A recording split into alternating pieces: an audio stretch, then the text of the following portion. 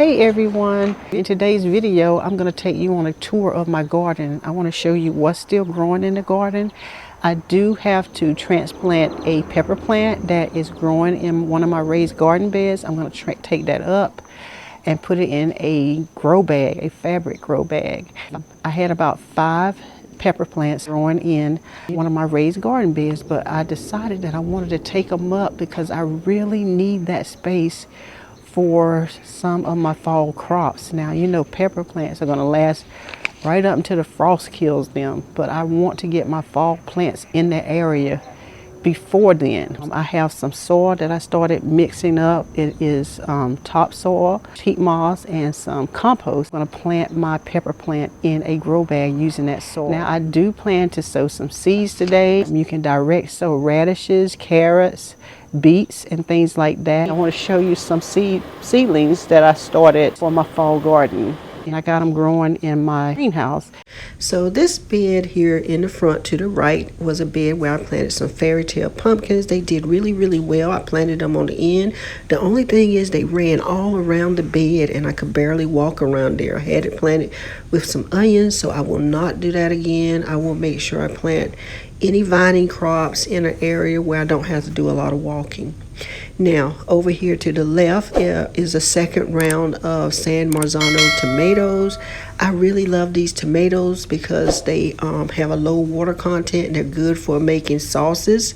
I have some more planted right over here, and as you can see, they are looking really rough, so I'm going to take these out.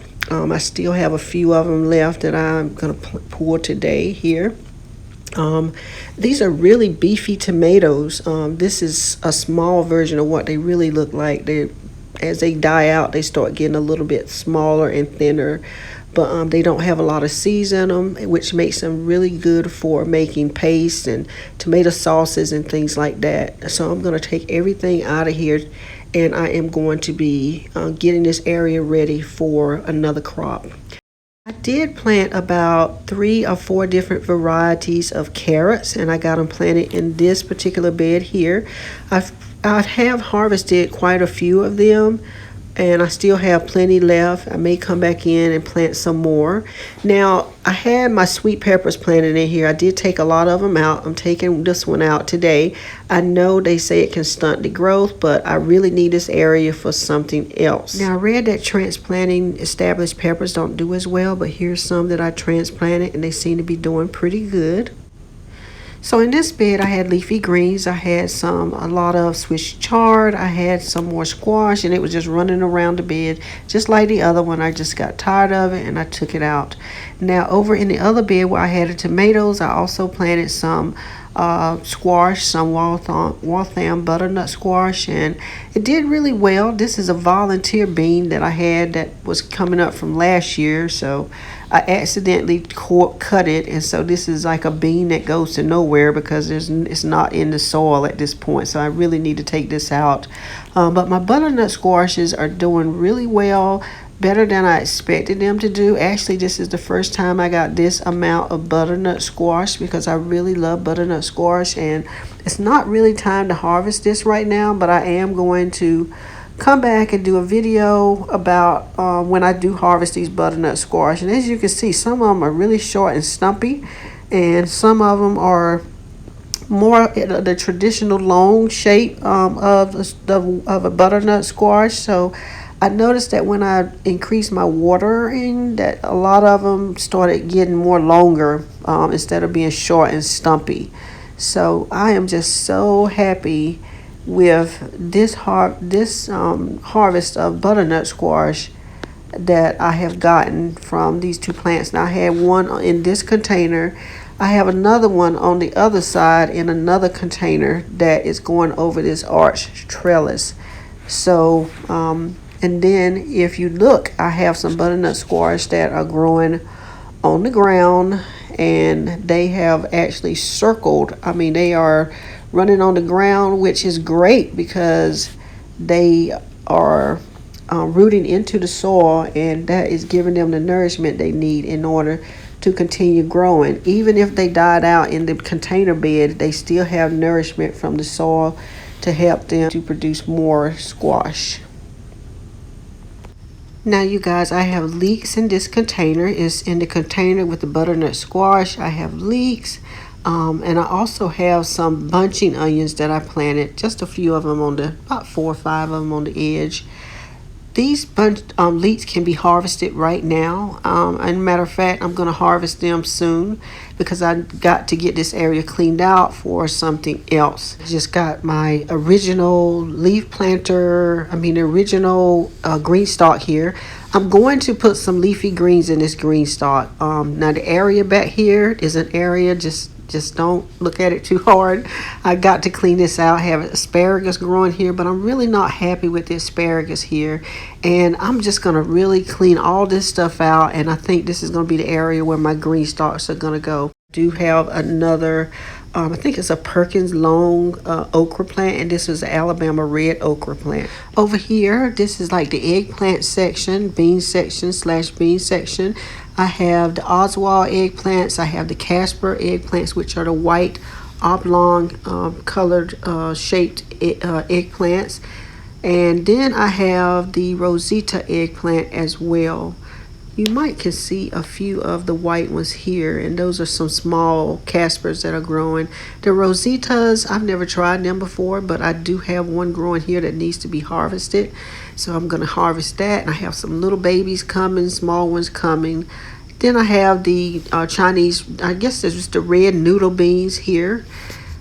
The jury's out on how I like the Chinese noodle beans, so I don't think I'm a real big fan of the noodle beans.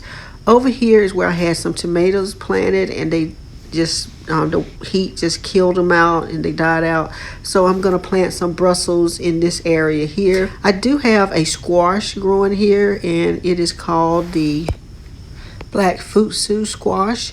When it's growing, let me show you the color. It's like a dark green color, and then over time it's going to change colors. It's not going to get too much bigger than this from what I've read. I've never grown this before. Once it starts to get ready for harvesting, it's going to turn another color, and I did harvest some, so let me show you what color they are.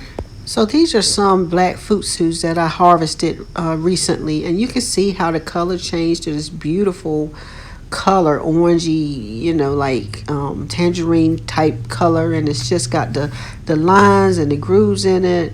And I heard that it tastes like a cross between a pumpkin and a sweet potato. So I don't know, I haven't tried it, but I will let you know how it goes. And so anyway, looking forward to trying those. Now in this raised bed container, I planted about 3 scalloped squash plants. And I kind of regret that I planted them in a way. They're doing really, really well. But I really need this space for some of my winter crops. And when I planted it, I really hadn't planned it out, I guess, as well as I should have. I do have some beans growing here. Now these are what we refer to as a speckled butter bean, but there's another name for these beans. I can't remember it now, but I will put it on the screen. And the thing about the speckled butter beans is that they are like a butter bean, actually. They just have little speckles on them, but they are so absolutely delicious. Now over here, I have some rutabagas. I have some turnips planted here that I started from seed. You might can see some of them, and some of them you might can't see. Now these 2 here were ones that I planted in a seed tray, and they really started becoming really leggy, and it was really difficult for me to see that they would do anything. So I just transplanted the 2 that looked the best. But then I decided I would just come in and just direct sow all of the turnips and all of the rutabagas. So this is a purple top rutabaga. They do have a purple top turnip, and I have a gold rush turnip, and I have a shogun turnip, as well as a purple top turnip. And then I have the Novoni, I want to say Novoni yellow rutabaga. So anyway, I'm hoping that they're going to do well here, but they seem like they're coming in pretty well. So got to just keep them watered and see how it goes. Okay, now this stem leads to something called the blue Hubbard squash. And this squash dates back to 1798.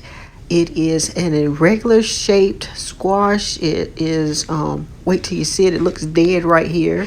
And I could kick myself because the stems grew over the side of the container and just grew all down the side in the middle of these containers here and on the other side. And I ended up accidentally cutting the other side, but I found that I had two over here. And you can see that it is a irregular shaped squash, and it turns a bluish gray color. You can use it in soup, stews, you can bake it, all kinds of things. And so I can't wait till next year so that I can grow some more. They really are very viney plants, and if you can get an area where the vine can just do its thing, then you will end up with some good squash. I really didn't do a lot to this squash, but I'm just so excited. I know I would have had plenty more had I not accidentally, just cut it out. I was trying to thin it out, and I ended up killing out the other part of it because it had actually grew around the other side of the container. So in the final container, I have a pickling cucumber. I have another squash that you can see through at the other end. And that's all that's really growing in this container bed. Now, this is a pickling cucumber, as I mentioned. It's looking a little rough around the edges. So I'm hoping I'll get something off of here before it dies out. So we'll see how it goes. Really, I did harvest quite a few cucumbers already. Now below here, I have in a grow bag, I have a sugar baby watermelon, and it seems like it's doing pretty good so far. I do have some little babies that are coming, as you can see here. Show you. Yep. I have a few of them, so I'm hoping that they'll do something and I'll get some sugar baby watermelon. Now here in the greenhouse, I said I wanted to show you some of the plants that I have started from seed. Over here in these containers, I try to have everything together. These are kohlrabis. This is the delicacy white kohlrabis. This is this is a kale. It's called the dazzling blue kale. Over here, these are cabbages. This is called the Brunswick cabbage, Wakefield cabbage. And what is this one here? I put these little tags in here, and you know those little binders that you can buy from the store for your children. It doesn't have a ringer in it, but it's got like 2 pockets in there. So I took those because they made out of this plastic, this kind of heavy type of a plastic. Cut them up in little strips like this, and that way I can write the names of my plants on. So they only cost $1, so that's what I use them for. This is the Copenhagen cabbage. These are broccoli. This is called an early purple broccoli. So this one I'm hoping is going to overwinter, and it's just going to last me into next year. I read that they do better when they overwinter. This is a broccoli. This is the Waltham broccoli. Yeah, all of these are beets right here. Albino beets, Chicogia, I hope I'm pronouncing it right, beets. Detroit golden beets here. Some of them didn't germinate as well, and those are my favorite. I love the Detroit golden beets. The red Russian kale here, and those. But this is a lacinato kale right here. They call it the dinosaur kale. And then I have some lettuce here. Lettuce. I do have some other lettuce here. I know I have some romaine growing. So all of these are cauliflowers. So this is the Rober cauliflower here. And this is the what they call the Clementine cauliflower. Those are the orange ones, and I grew some one year. I put it on the screen so you can see what it looks like. It is so good. It is delicious. It's pretty and delicious. And then this is the purple cauliflower called the Violetta Italia cauliflower. And this one is another Clementine. This is another orange one. And this is the Romanesco. I never had that one before, but it's pretty. It's shaped really odd. And And this one is another purple cauliflower. This one is called the Purple of Sicily cauliflower. It's doing really well. Oh, this is the red acre cabbage here. And this is a purple Vienna cauliflower. You can see that it is a little purple right there. The stems are purple. So all of these are kohlrabis. And of course, you can look at this and tell that this is a kale. This is the blue curl Scotch kale. Growing there and there. What is this here? I can't remember.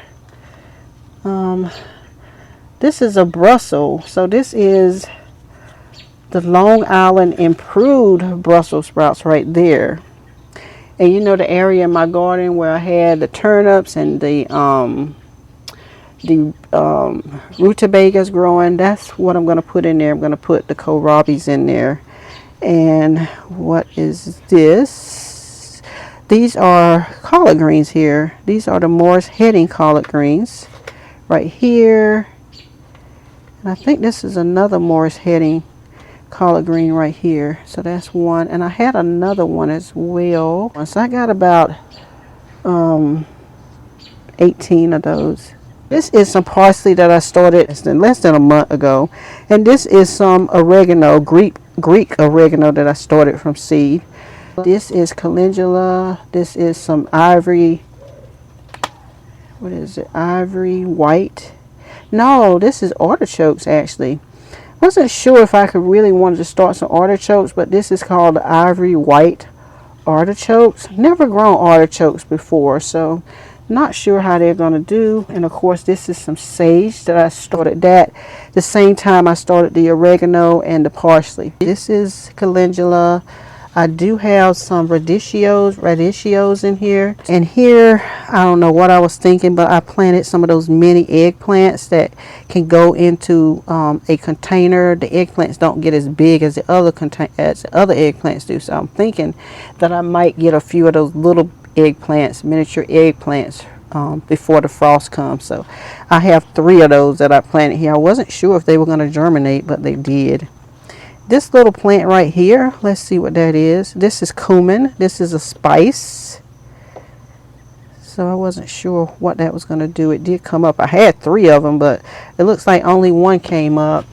Calendula again. And then over here, I have black mustard. And then right here, what is that? I don't know. This is sorrel. This is the large leaf sorrel. This is the bright light Swiss chard. And then I have some more growing right here. Let's see what this is. This is the red rhubarb Swiss chard. So that's going to get to be pretty big. I love that bright red color of this chard. And this is the same thing. So all of these are the red rhubarb Swiss chard. And this is that container that I planted these succulents in, and this is what they look like. They still surviving even to this day. I got them in the greenhouse here, and they seem to be doing okay. Got my little thermostat down here, and it's showing that my temperature in the greenhouse right now is 76 degrees Fahrenheit. And then here, I want to say these are some red rhubarb Brussels. So these are Brussels sprouts. So I got some of the green ones, but I thought the purple ones really look pretty. And of course, I can never have enough beets. So these are the cylindra beets. I had actually ran out of beet seeds, the cylindra beet seeds, so I ordered some more, and that's what those are. And then these are also beets. These are the bull's blood beets. Some more succulents right there. But anyway, that's all I have growing in the greenhouse here. I am going to plant some more seeds today. So now I mentioned in the greenhouse that I'm going to be sowing some more seeds today. And I'm going to be sowing them in these 3-cell seed tray packs. I thought I had some bigger seed trays, but these are the ones I'm going to be using today because that's all I have left, because I planted so many plants already and I went through every seed tray that I had. I'm just going to fill these up with soil, and then I'm going to get started planting the seeds. I started really switching over to the cocoa coir because I like the germination rate that I get from sowing my seeds in there versus the seed starting mix.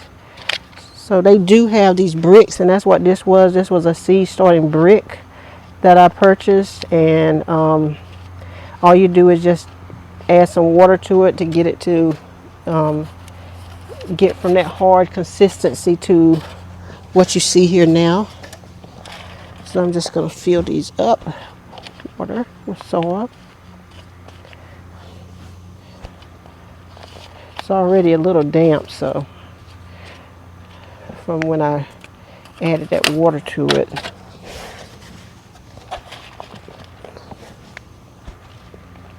Just going to fill them up. I do like to kind of mash down to get some of the air pockets out. Okay, so here is a seed tray that I'm going to be planting my sugar snaps in, and I have a tag already made up, so I'm going to do 2 of these sugar snap trays. So these are the sugar snap peas, and these are supposed to be planted 1.5 inches deep. So I usually just take my finger and just make a hole. I guess, you know, if you really want to be precise, you can measure how deep it is. But I usually I'm going to put 2 seeds in there. I don't know. I've had these seeds for a while, so I'm hoping they'll come up. So I'm going to put 2 seeds in there. One don't come up, hopefully the other one will. And then all I do is cover them over. If you're planting them in your garden, you will plant them the same way, same depth. And then cover them over with the soil mixture. And then I'm going to go back and water these. And as I mentioned, I didn't wet the soil. Normally, what I would do in an instance like this, if I had, before I even added any seeds, if this soil was dry, I would take my watering can or my watering wand, and I would just saturate it. Not overly saturated, but just wet it enough where I know the water went all the way through. Then I will come back and put my hose in there and drop my seeds in like I just did. So these are the sugar snaps. Now I have my sunflower seeds. So I have the evening sun, and I have the teddy bear seeds. These are going to be planted at least 1 inch in depth.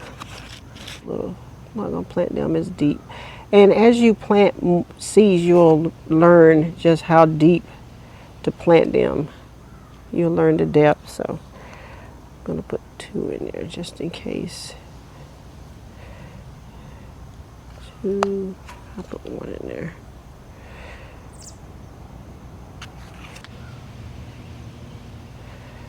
Okay, so just cover these over as well.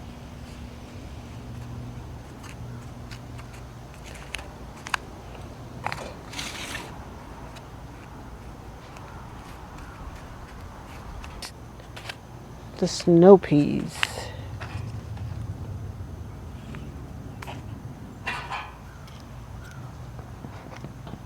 It says that these should be planted to a depth of 1 1/2 inches. So that's how deep we're going to be planting those. So these are going to go a little bit deeper, about like the peas that we had earlier. And this is what they look like. So I'm going to put 2 in there. It might be overkill for me to put 2, but I'm just don't know. Sometimes I have seeds that just don't germinate, so we'll see. And if 2 comes up, then I can always cut 1 of them out and then just cover it up.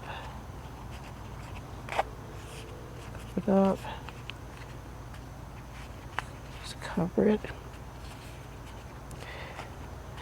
Make sure it's pressed down, and those are the snow peas. Now we have the peas. Now what does it say about the depth? Now this says 1 inch, okay? So we're just gonna go 1 inch deep. These look just like the other ones.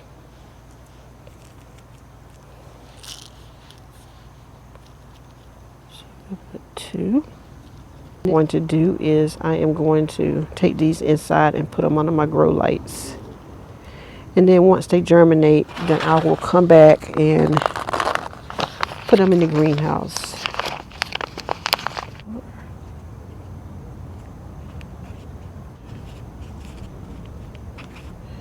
So now I just take a little spray bottle here that I have with just plain water, and I put my seedlings in a tray here, and all I'm going to do now is just spray them with some water, and not a lot of water, you know, just enough to kind of wet them a little bit, you know. Let's see if you can see this. Just enough to kind of wet the top, because if you spray them with too much water and the soil stays too wet, it's just going to rot your seeds out, and you're not going to get any germination because your seeds are going to be dead. And now I may put a humidity dome over this, one of those clear plastic domes, and I like to put it over my plants, but I don't leave it up there. When at least half of my plants have germinated in a container, then I will take that dome off, which is why another piece of advice I want to say is, if you're going to start seeds, plant like seeds together, and that way they'll all germinate around the same time, especially if you want to keep them under a dome. I don't know if that makes sense what I'm saying. Let me just repeat that. So if you're going to plant a bunch of say beet seeds, or you're going to plant a bunch of collard greens, plant all your collard green seeds together in one container, and then plant your beet seeds together in another container. That way they'll all germinate around the same time, and that way if you have a dome, or you want to put a dome over it, then you can take it off and not worry about those other plants that did not germinate, because they're not from the same class of plants, if that makes any sense.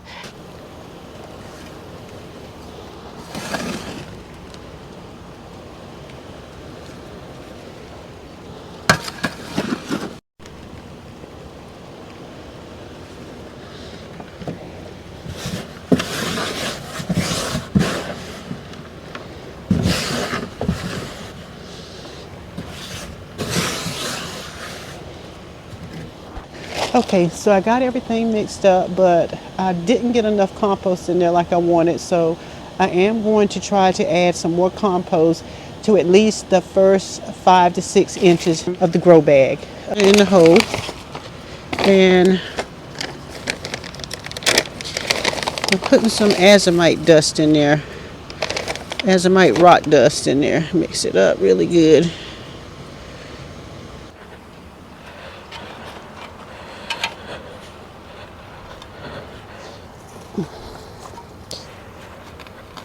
Hopefully I don't damage it too bad. Trying to get it out of me down there. I don't know what that was. There it is right there. Take that. Put that in there. Just like that. I'm going to cover this up.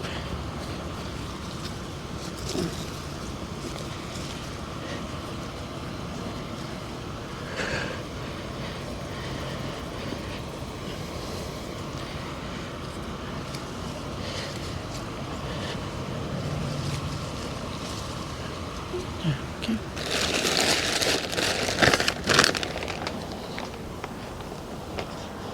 So anyway, guys, thank you so much for watching my video today. I hope you enjoyed it, and I will see you on the next one. Bye bye.